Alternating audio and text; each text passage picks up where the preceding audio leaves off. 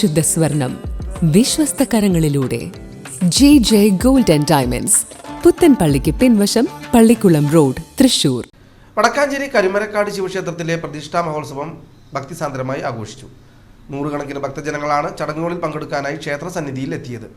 ഈക്കാട്ട് നാരായണ നമ്പൂതിരിപ്പാടിന്റെ മുഖ്യ കാർമ്മികത്വത്തിലായിരുന്നു പ്രത്യേക പൂജകളും ചടങ്ങുകളും നടന്നത്.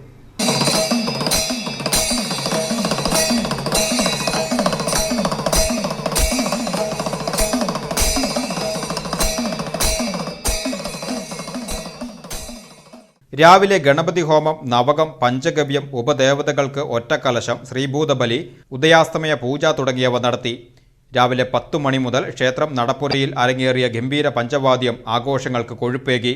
തുടർന്ന് 11:30 ഭക്തർക്കായി പ്രസാദ ഊട്ടും നടന്നു. വൈകുന്നേരം ചുറ്റുവിളക്ക് തെളിയിച്ചുള്ള നിറമാല എന്നിവയും നടന്നു.